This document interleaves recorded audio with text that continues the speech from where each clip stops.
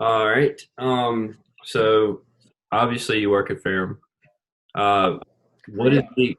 I've never had you as a professor. So what is the exact title of your job and how many years have you been at Ferrum?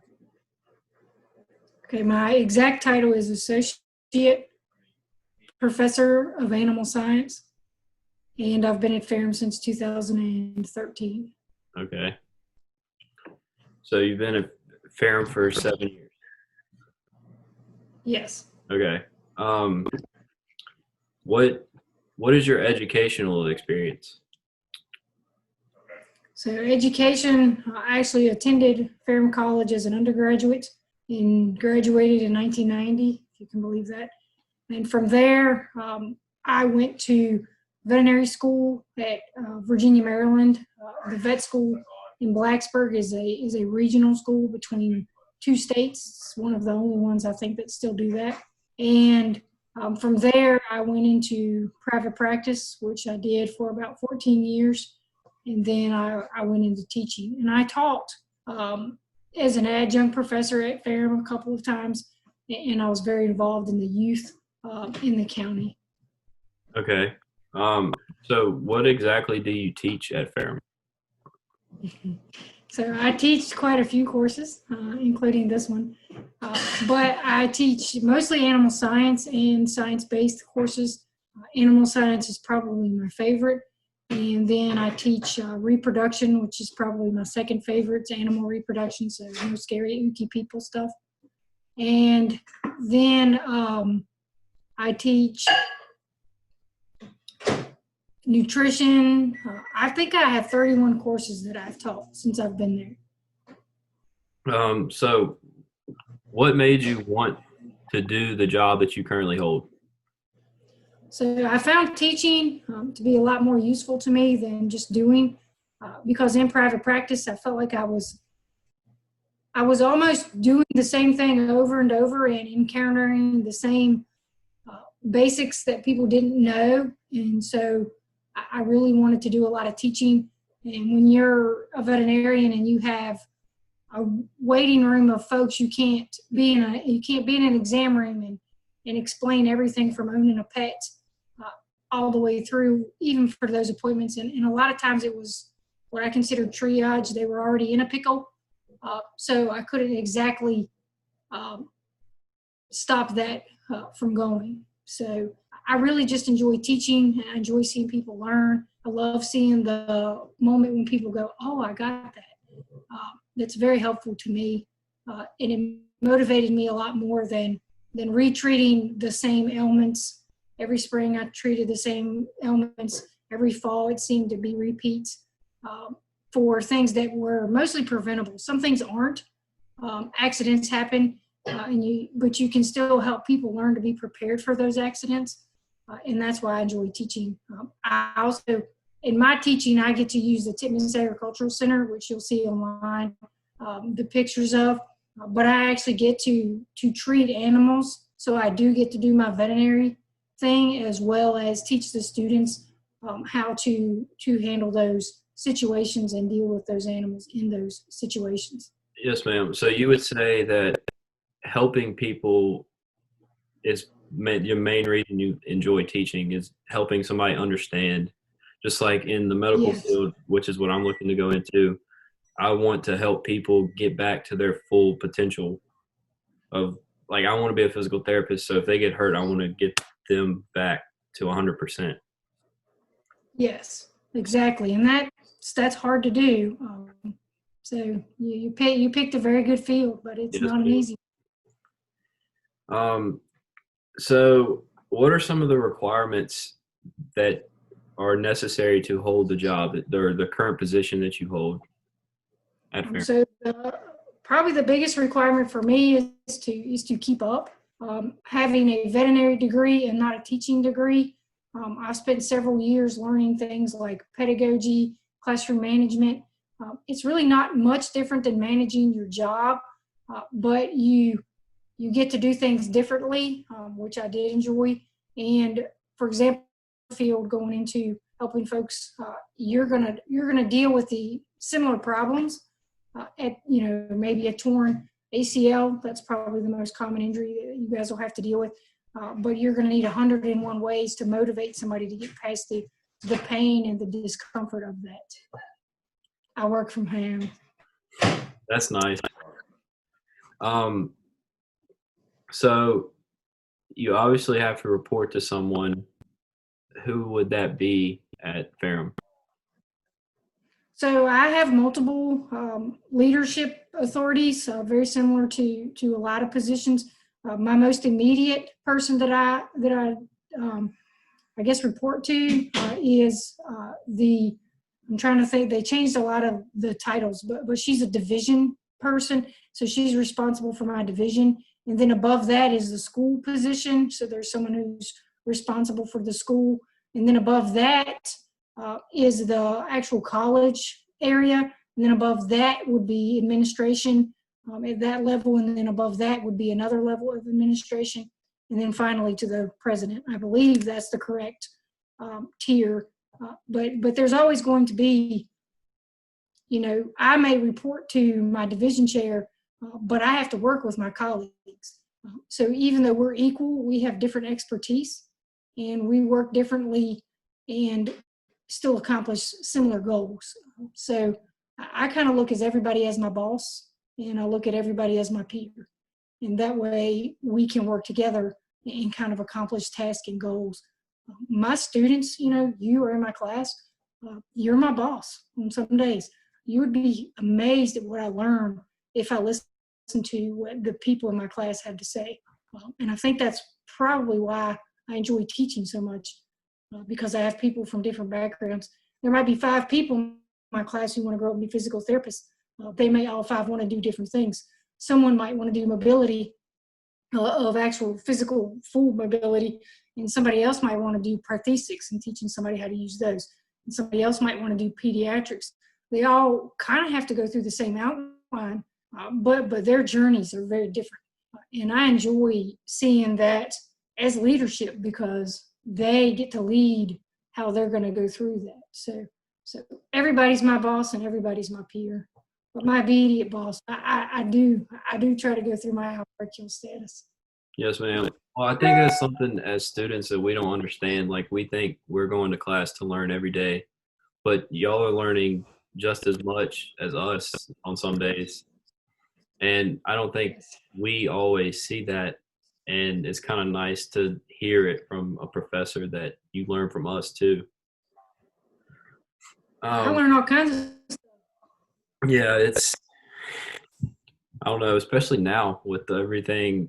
I was going to ask, that was my next question. How has COVID-19 affected you, like your job and? Well, I'm at home, so you just saw my husband using the microwave. So that would never happen at school.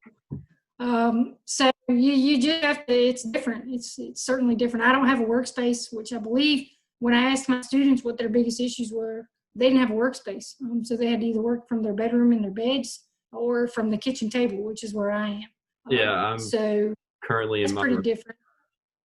Yeah. And that's not normal we do. I'm on my dresser right now. And so I miss the students. I miss hearing what they did over the weekend, what events they went to. I always have to keep, I do tell them to keep it rated PG. But, just being there and knowing what they're into and what they're interested in and what motivated them, I would take that information and put it into my lectures. For example, if I had students who went to Legislative Day or an ag conference, like there's a one coming up over the summer, I always get them to send me pictures and I put those in my lectures. Because, I don't know how potato farm works, but I learned how potato farm worked one summer. That's kind of neat. I never even considered it was that much that went into harvesting potatoes. So anything like that, the COVID has kind of been a limiting factor for that. You guys, you all had real internships face-to-face going to work. I do like, one thing that I do like that I hope that this gives is that you get to interview people who aren't doing what you're doing, because I think we get tunnel vision and we think if I'm going to be a veterinarian, I only need to talk to veterinarians. I hope that you find a coach on that list of people. There were several coaches because you're kind of a coach, you're a cheerleader. When it comes to, you do have to understand the science, the range of motion, you have to make progress. But your really hardest part is going to be to motivate people to work past the pain so that that joint will move again.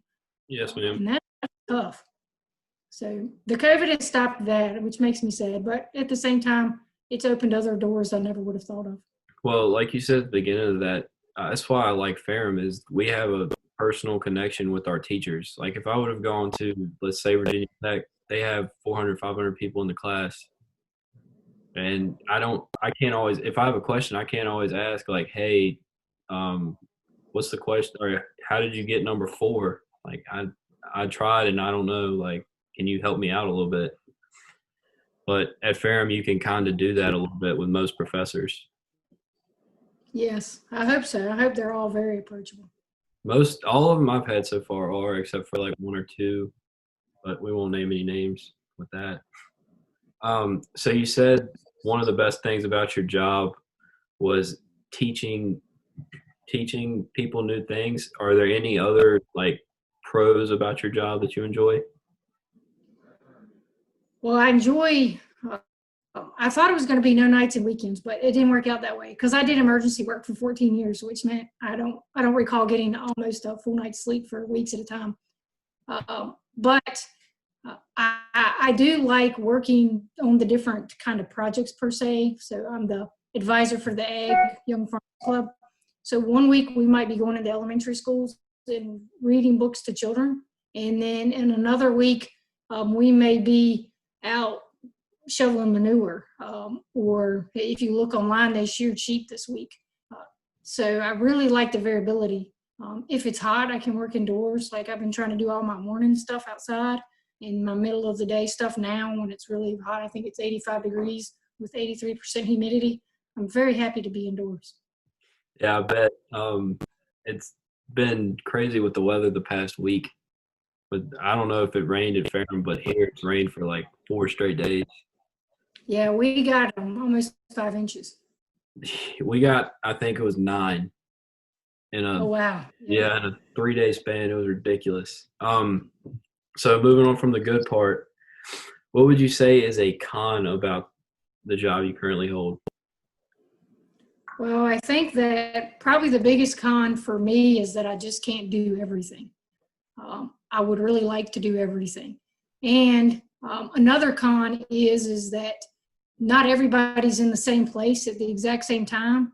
So you may cover a concept and you can kind of see several folks are getting it and a couple of folks aren't.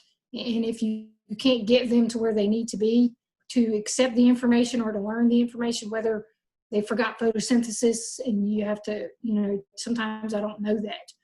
So I have to go back and I have to kind of keep going back until I figure out where I lost them and then get them there.